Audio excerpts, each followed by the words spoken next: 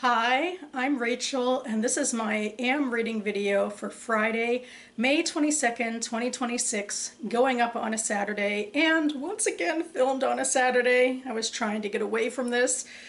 Somewhat of an excuse, other than that I wasn't completely finished with my reading yet, was that I stayed late at work last night.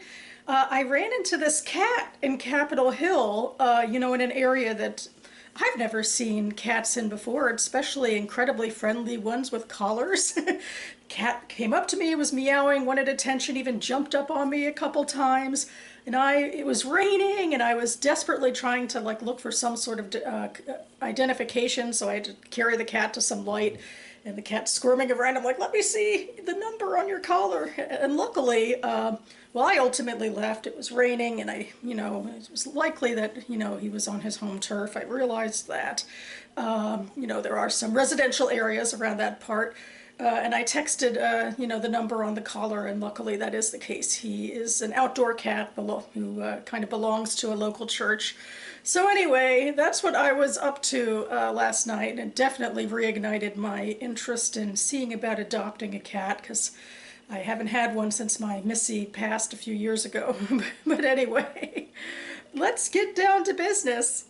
As always, I'm going to start these AM reading videos by reviewing a short story in a literary journal, or in this case, a anthology of literary stories that appeared in Lilith magazine, which is a Jewish women's magazine.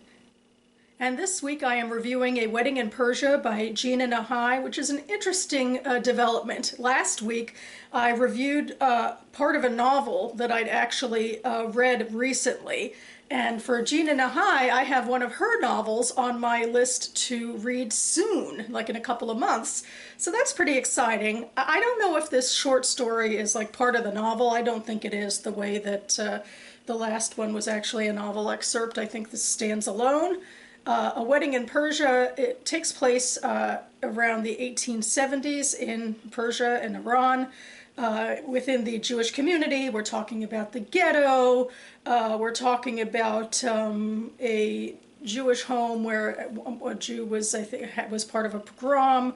But the major action is that the daughter, Peacock, who is the daughter of Joseph the winemaker, is about to be married to Solomon the man. I wanted to make sure I got all these names correct. And the most of this narrative-heavy short story is about the lavish preparations for that, how she's plucked at, Peacock is plucked at in various ways, and all of the food and finery that the groom's family is bringing to bear for this big occasion, which Peacock actually doesn't want. She doesn't want to be married. And a lot of this narrative does sound oppressive after a while, that they're sort of trapping her in this, and at one point she runs away and her father has to drag her back.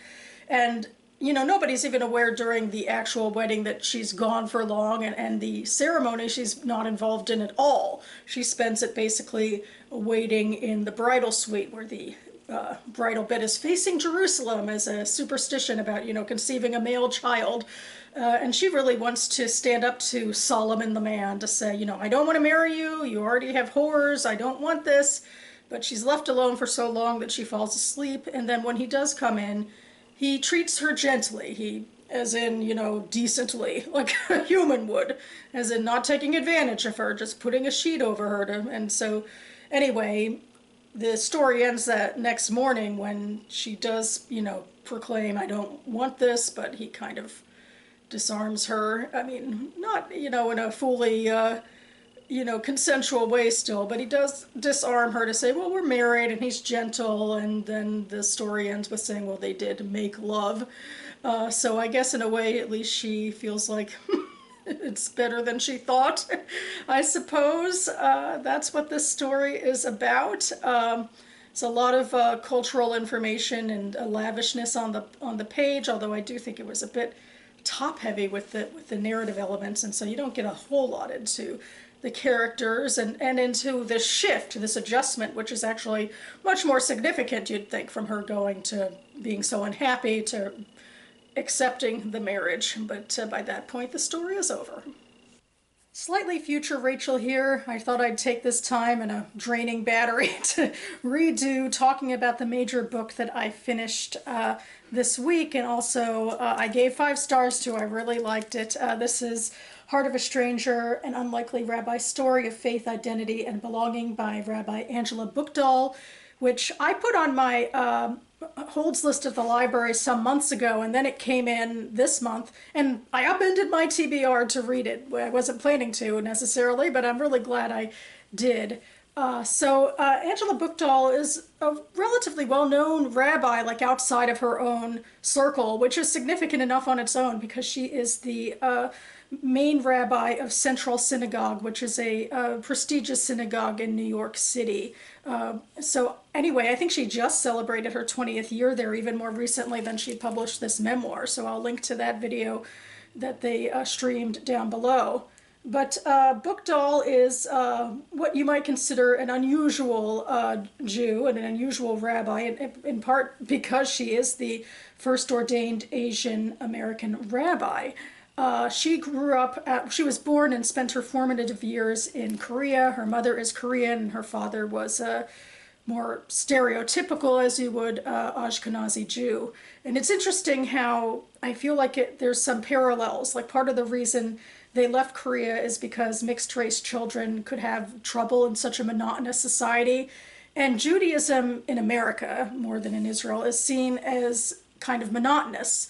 Not necessarily accurately. There is a growing population of Jews of color who, appear non-white, as it were, including Angela Buchdahl.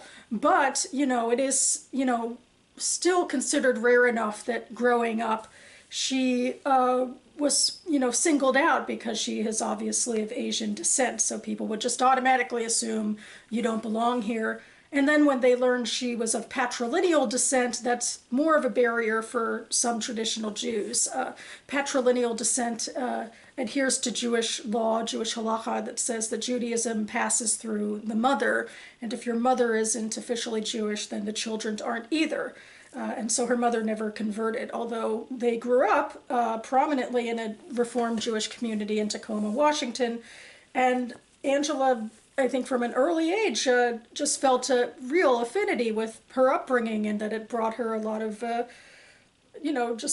community and spiritual nourishment. And that only grew when I think a sort of a younger music teacher came when she was a teenager or a young child to revitalize the musical output of her synagogue community, and that led her to Jewish youth programs and so forth, as she was building up her own voice to sort of lead in a youth counselor capacity. And then later she went to cantorial school and then to rabbinical school. So she was deeply, deeply involved in the Jewish community, even without then becoming, one of the more prominent rabbis in America.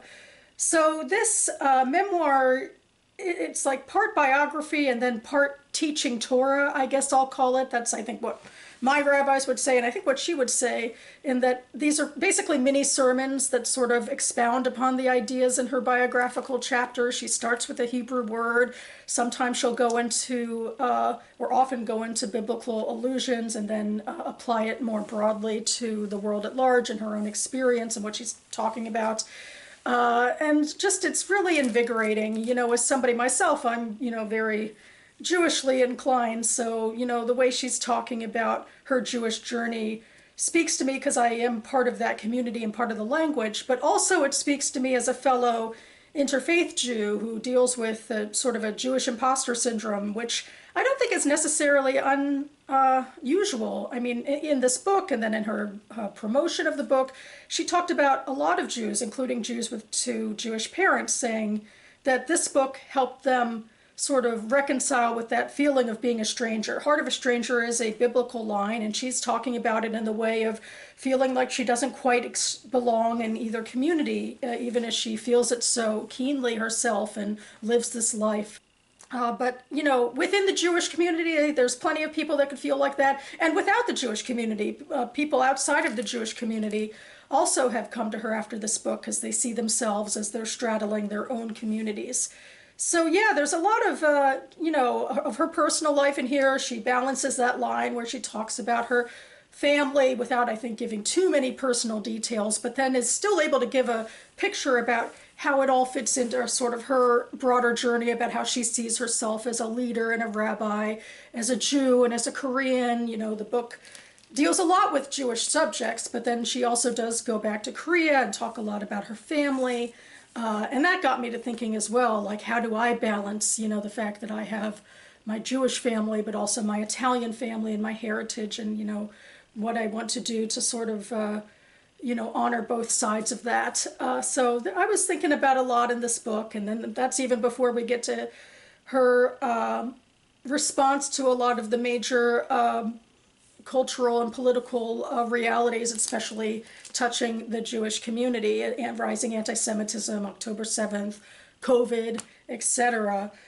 So yeah, she's a really moving voice. I think she speaks to a lot of people, Jewish and otherwise, and I would definitely recommend this book.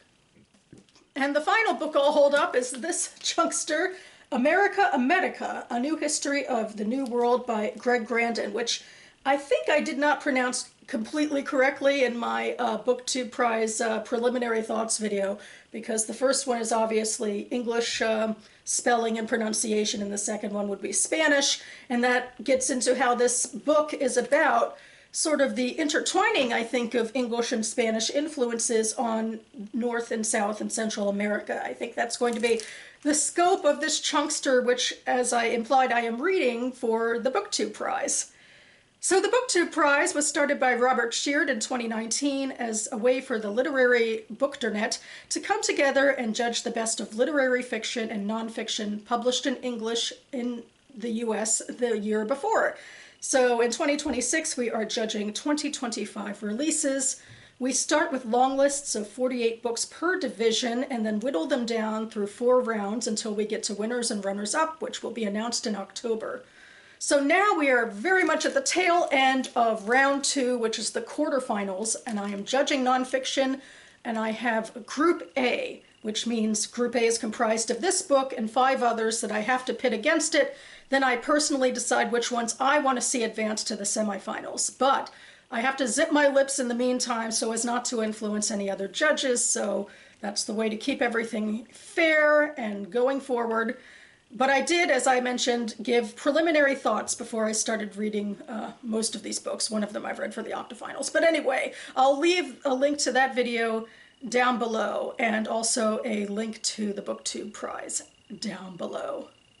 So that about covers it for me now. Oh, I don't like doing this on Saturday. It's because I really want to get to doing some other stuff as well today. But I want to quickly post this and get this up to, you know, round out my AM reading for May. Although I will do a final sort of reading wrap up for May in early June. We still do have a week left of reading time, as it were, anyway, and I definitely want to get to some reading, especially that chunkster I just put up, which the clock is definitely ticking on that one. My ballot is due at the end of the month.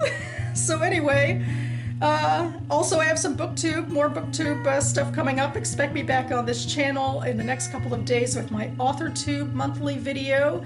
Should be short and sweet. Stay tuned for that. Yep, in the meantime, I'm off into a gray, rainy day. I'm definitely happy that cat was near home because it was a rainy night last night too. So hopefully he got inside safe, and hopefully I'll get to where I'm going safely, which actually later today I'm going to spend time with my family, which part of me is resistant because there's, you know, always so much reading and writing and so forth I want to do. But after reading Angela Buchdahl's memoir, I'm also reminded how, you know, precious and important it is to spend time with family. So there's that. So I hope you're finding ways to balance your reading life with, you know, the precious, you know, connections you make with family and friends as well. And thanks so much for watching, everyone. I'll see you next time.